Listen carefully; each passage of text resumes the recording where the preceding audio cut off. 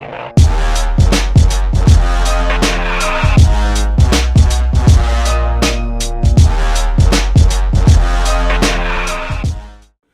y'all, I'm Andrew Coley and I'm here reporting live for the Dad Report, and I'm here with a few guests. Could you please introduce yourselves? Droopy. Jerry. CheZZa. And we're going to be discussing a few formal points on being a father. Today's show is going to be on First time being a father, stereotypes about being a dad, and just experiences on being a father. So we're going to take it away, and we're going to start on the first subject. And so for you guys, what's the biggest things that you guys have to do when you're a first-time father? Not even that. Sorry. How many kids you have? Me, I got one. How many kids you have? One that I know of. Okay. How many kids you have? One. All right, and I have 3. Yeah, you the OG. That's All right. right. Boys or girls? I'm a boy. I got a boy. Girl. I got a little boy. I got both. I have 2 girls. I got a 16 next week. Jesus. Oh shit. Yeah, I know. OG, man. You like the 16. OG father. And then I have a 3-year-old and a 1-year-old. The boy is the 1-year-old. So, and then my quick question is now that you've got all of them to look on it, who's been the hardest to raise?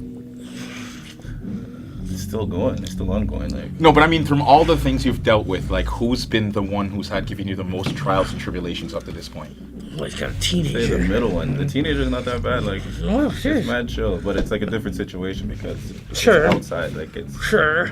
so it's a whole different situation. But like between the girl and the boy, like I call them that, the girl and the boy. Because you don't want, you don't want to label that out. I mean, go into names. Yeah. I'm like, girl, come here. Yeah, just label that out. George, and George kind of thing. I feel. Exactly. Like, George. It's the girl actually. The girl's been the hardest? Girl, yeah. No, I can understand that. Girls are like, they're crazy. Well, the thing Yeah. Crazy. Yeah. Well, but the 1-year-old didn't pick their gender yet. leave it to you. We're in today's Let's society. not go around okay? assuming genders. Oh, leave it. Sorry. Yeah, we'll start there. No, like my girl is like a super girl. Like she's about dresses, top shoes. That's what she calls her high heels. Yeah. Top shoes. She put on jewelry. I'll catch her in the mirror, just look in the mirror, like, posing and stuff. I'm like, what are you doing? And she'll giggle and laugh. The boy is a boy. Like he runs. First thing he did, like I'll be sitting there and he'll just grab a ball and just chuck it at me. I'm like, what are you doing? What are you doing? Chucking balls? And he's just sitting there. He's like, like pass it back. Yeah. Throw it back to him and chuck it back. Like, But see, the one thing I realized about being a father, like at least as a first-time father, is that there's no manual. So like when you run into these little things, like your kid has this, like he starts speaking his first words, and then you realize that he's a mimic of you. So you now have to think of what words come out of your mouth when you're around your child. Like little stuff like that are always. Like, this is but this is exactly why you're here. No, because this is disrespected for me, right? I have that. I was raised by 6 women. You got to make sure like everything else is perfect. But then you got this guy over here who's like the complete opposite of all of us. Like his perspective is. Give me your perspective, actually. Me and my son, we have a no rules for swearing in my house. Like if he wants to express himself, he wants to say fuck, he wants to say whatever he wants. I feel like it creates open dialogue. So he never has to watch the way he talks with me. And I like that because I feel like he gets more comfortable. Because, we all know when they're 14, 15, 16, they say you can't be your son's friend or your daughter's friend. But at a certain age, that's all you can be, because you can only tell them not to do anything so much. You can't be around them 24 hours a day. If they're not your friend, then not only are they doing what they want, they're not going to tell you when something's down. So I like that. I mean, sure, you can parent them to hell, but yeah, we're different. So people look at me. I got a 6-year-old. Like, he's not dumb. He swears, and so when my friends come over and they're like, "What the fuck did he just say?" And I'm like, well, that's me. That's the same. That's the cordial difference between each household. I guess it's not it's not traditional, but for me. That's the thing. You can't necessarily dynamic on which household and what works for each and rare. Like my household, I couldn't necessarily deal with myself that way because of the fact that, like my upbringing. Like you know my mom. Everybody, like the 3 guys here knows my mom very well. Like that was a single parent household, and I was raised by the women that were in my family. So it's like I didn't have the man to necessarily go back. Like my uncle, God rest his soul, was the only male in our house, and he was like a stoic human being. He never really spoke, but when he spoke, the 4 words he spoke was like a Bible verse. It came out like power. So it's like you learn to be who you are from the people you are around the most of. So like I don't judge him based on his experiences. I expect, because my rule is I don't want when the worst of the situation comes out and I'm in that situation for somebody to try and judge me. So I reserve my judgment for whatever the situation is at that time. I find that's a big thing though too. All parents, they judge other parents, and like, yo, as long as that kid is fed, clothed, I think that the differences between the way I raise my kid and you raise your kids is none of my fucking business. So I hate hearing people. But it's in your way that you do it, you still go, this is right, this is wrong. Yeah, but I think there's a big gray area. I think no, but I mean, are you things- balancing? No, but I'm saying, are you balancing the terms of actual discipline versus what he needs to know? So if you are still giving him discipline and you're still raising him correctly, it's just whether he's your friend or not is up to the deviation of the parents. Right, but just like relationships, any relationship, I feel like we're all different on what annoys us. I think some things I'll be easier to let go where someone else wouldn't because that certain thing annoys them. Give and take. I guess, Give and take, yeah. But in the end, yeah, I mean, there's Like on it's your respect. basis, not even based on like the Right. worldview, but on your basis, Right. you teach them you're right from Yeah, wrong. you're teaching Right. right from wrong. Right. But I gotta ask a question for the guy with the only girl here. How is it like to balance that from your perspective? Like, what do you teach your girl, or how do you interact with your girl versus everybody else? He's got a 16-year-old. Yeah, I got a 16-year-old. No, I got, No, he does. Okay, That's you why got I was that. like, Yeah. no, my house is a whole different story. Because I got my girl who's like prim and proper. Okay. Oh, you can't let her do this. You can't let her do that. I was like, myself, she's 2. she's still 2. What's the worst thing that's gonna happen? She actually says a swear word, okay, and then I just have to stop cussing. But she don't want me to cuss at all. This causes a problem. You see, this goes further than the parents. This goes to the relationship also. Thank you. Because the two of you are gonna be bickering constantly. Oh, the child shouldn't be raised like this. The child should be raised like that. Look, I'm from a house where I am literally the oldest. Oldest of all my cousins. Oldest of my brothers and sisters. There's nobody older than me. So everybody listen to my ass. And if they're not listening to me, they listen to my mom's. Or they listen to my auntie. And I was living with my mom's, my auntie for years. So, yeah, you're right. Where there's gotta be you gotta let them be free to a point. Sure. You gotta let them be them, because you know what? You can't watch them 24 hours. They're gonna cuss anyway behind your back. Be prepared for it. Yeah, you can't stop. Like from my experiences, that you cannot stop a child from being a child because of the experiences they're going to gain. But what you can do is be a guiding light. You can give the responsibility of giving them something to, like, a compass more. Like, be the moral compass and the dictation of how their life can go. So if they choose to go somewhere, they know that this is where a path is to go, rather than, oh, my dad or my mom was just random, so now I can just do whatever I want. Like, Right. I don't think that applies, because we all know that kid who had no guidelines, no morals whatsoever, and that kid's on drugs by the age of like 13, 14 years old, got like 2 chicks pregnant, because I know about, like, I got a phone book long Sure. full of them, like, you know what I mean, I in think my you brought up books. a good point with the. See, I don't have to deal with what maybe you guys do with as far as relationship, like having to bicker with someone. Well, hold about on, how let's they're get it out raised. the way. He's a single father, so I'm a that single gives him father. the perspective So, difference than everybody sometimes else. you guys probably have it more difficult in the sense where you can't make your decisions alone because, out of respect, you want your partner to be involved. And I find that is difficult when I see other parents, and I'm like, thank God I don't got to deal with that. Well, yeah. Because I mean, nobody would no, like well, the it way is that true. I.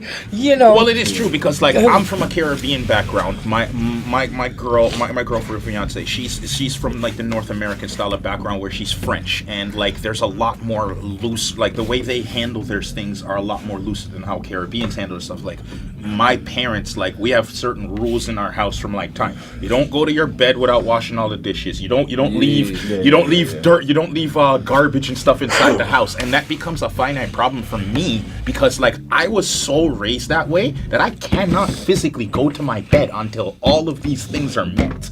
So it's like when you live in a house with other people, it's always gonna be that problem. Like I had to find that, had to basically figure out how to deal with that for myself. It's not pushing the morals on her, but now I have to figure out how to live with other people living under those situations. Dude, I had to sneak chocolate to my daughter. She's too young. She's 1 year old. Yeah, she's 1. Let her have chocolate. She want a ring pop? Let her have a ring pop. She's my first kid. I'm spoiling her. Yeah, that's the part I struggle with is is noticing how much they see your habits and the way you act, and I find him learning traits that I hate about myself. And so it's only my fault. Yes. But there's things that I should have changed a long time ago that I can't. And I see them in him, and I'm like, fuck, that annoys me. But then I can't yell at him because he's not learning by example. But that's the thing about. But that's exactly why we're saying it's the newcomer phenomenon when you're a dad. There's no layout to this, so you don't know what behaviors to curve or what to accelerate ahead of time. Other than every dad comes into this thinking, I just got to make more money. I gotta, like, you know what I mean? Definitely. I gotta provide everything else that's possible, and then everything else will work itself out. Not seeming to realize that the money is what's gonna work itself out, because you, in the end, you will put yourself in that. Like, if you're a real person at the end of the day, you're not gonna just sit back and do nothing. Right. You're automatically gonna put yourself in a position to do something properly eventually. But the problem is you're so concerned about the monetary value of paying for a crib, paying for baby chairs and diapers and this. You forget all of the cool stuff that you miss, like being a dad the first time. Like picking up your kid for the first time and watching him hold himself up. Like, you know, the little cool stuff, like watching the little guy run around and like the first time he understands your voice, like little stuff like that. We don't know that that's the best stuff on earth, because for us, we are always taught at the end of the day, make your paper. If you're not making money, you're a useless dad. You're not, like, you know how many dudes I know who don't really make much to their lives, but they stay home with their kids every single day and probably have better experiences with their children than a guy working on an 18-hour job, killing himself every day and barely seeing his kids. Yeah, but sure, but then you that's have a that rarity. choice. That's a rarity. Well, that's a rarity for men to actually have that experience, because how many times do we see that the dad doesn't even get custody? Which is one thing I don't know if we're getting into today, but well, the unfairness of the genders. I mean, if we're talking about equality, there's no. Well, I mean, that's a whole nother story and All another right. topic. Oh, we definitely will get into that. We didn't want to start off too heavy. I have a lot of things. Yeah, we didn't want to start off too heavy, but yeah, we went a little light on this. Sit. See, this is why you keep the pit bull around, so he's ready to bark off. But I'm just saying, it comes down to this. Like, I've had this experience, and I know every male has had this experience on Earth. I'm walking up a flight of stairs. I'm holding my son for the first time, and like I'm having this demonized thinking in my head that, oh crap, if he drops, he's gonna roll down, he's gonna bust his head, But then we all demonize ourselves to say that, oh, that's the worst thinking on the planet. But I guarantee you, every man here has had that thought. That's to me. I'm like, that's not a bad thing. To me, you're letting yourself know, yo, I gotta be careful. So to me, I'm like, that's not a bad thing. Like, you're thinking, oh shit, I trip and fall, this kid flips over, freaking, you know, just that thought alone is like, you came around that corner like, yo, I gotta be. I'm gonna hold on a little tighter. Yeah. But we all don't have we don't have this manual in the sense that we don't know that that's okay. No. So the first time you have that thought, like, how bad did I feel that I was feeling like a piece of crap, because I'm thinking in the top of my head, like, what kind of idiot thinks that way? But like you said, when you start having conversations with other fathers and you start realizing that we all got that, you start to say, okay, it's not just me. No, yeah. I seen him fall down the stairs one time, and all I was thinking was, I'm so sad because I'm gonna lose that check every month. You're such an idiot. Oh, you're such an idiot. Sorry.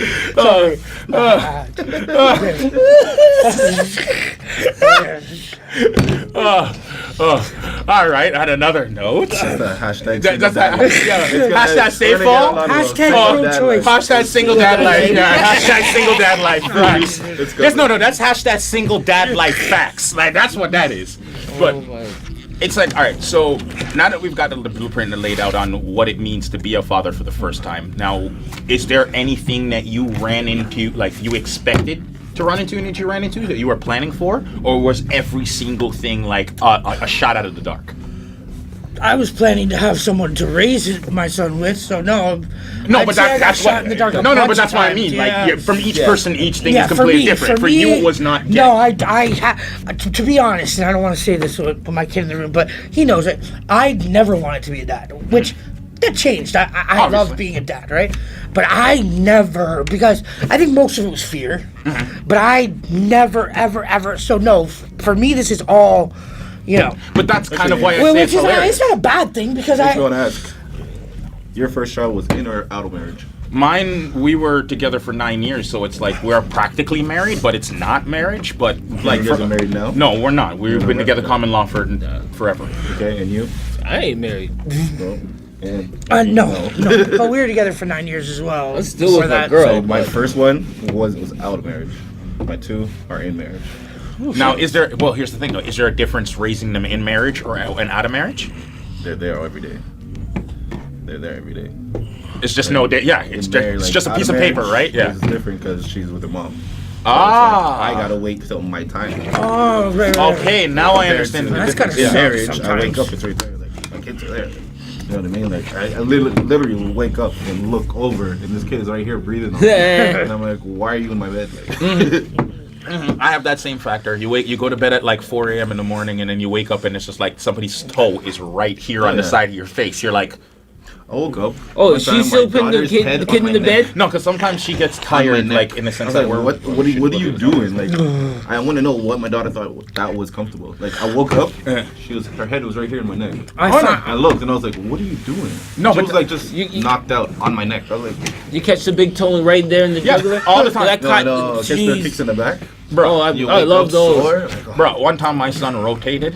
My favorite thing in the world. He like gets up, pushes his butt in the air, and then like he doesn't like sleeping because I guess he gets wet or something. And then he decided like this was it. I'm sleeping on this side. He decided to just lean up, turn himself around, and put his face and put my butt right on the side of my face, and just fell asleep right there. I woke up with a big wet diaper on the side of my chin. Like I'm like, how did this like? First off, how does this happen? Second off, why didn't you take a selfie? Because I don't want evidence of this. That's dad life right there. Like I don't want evidence of this. But like, on the internet now. True facts. True facts. but pro tip: if you give them a little NyQuil before bed, they won't wake you up that early. I'm just Hashtag not dad too life. much, not too much. Just hashtag that's dad life. that's Oh how my I God. lost That's my what they used first to one. like back in the day Hey. with the whiskey. Oh, the did whiskey. you, bro, Yeah, I you know. heard about that stuff, Yeah, right in the making gum line, rum all on of the that line. stuff. Yeah. That's what my grandmother told me when he was teething. Yeah, they But I told mean, me. I got an actual pro tip for a lot of you, like which I found was very very simple. So if your kid's passed out in the middle of the night, right, and you don't want to deal with the whole thing of trying to deal and wake him up, because with mine, I had to feed him every 4 hours. So what I did was I'd boil the bottles, get everything ready, get the diapers ready on the side, shove the bottle in his mouth, pull the pacifier out while he's sleeping. So he's thinking he's nursing the same pacifier going through the process of eating. So while he's doing that, I put my leg up with diapers on the one side, put the bottle on the other side, pop the diaper up, change his diaper. So basically, in 10 minutes, I've done something that usually takes me 45 minutes because I don't have to wait for him in each step. Because as a father, I've realized that the only way to get things done is all at once. You don't have you can't go change a diaper, then go get to juice, then go get to this, then go get to that. Because this is when the kid wants to do what he wants. So if you've got literally 5 minutes, that's the only 5 minutes you're getting. So you better be able to multitask. Like, that's the real pro tip, bros. Learn how to You multitask. sound unlucky. I got lucky. My kid slept through the whole till this day. She out at night. She sleeping the whole bloody night. I'm blessed. If Dude, I- No, that's all the THC in your system, fam. If I had like a real tip to give, like especially to new parents, the first year you don't want to leave your kid because you have that Hell guilt. no. I think guilt comes along with parenting a lot. And Facts. no matter what, even things you can't control, which really suck. Because I feel we're raised Catholic, but all I feel is guilt. So I already have enough. But if I could give any pro tip, it'd be like in the first 6 months, couple years, don't be scared to ask the grandparents to be like, can you take them for a night and go have a night for you? Because sometimes you can grow resentment against your kid if you always stay home focused on them. You have to make yourself happy some nights, or else. All right, so we're gonna have to move to the next subject. That was actually a good boys. Thank you for ending on that one. That's a Yeah. good pro tip. Okay.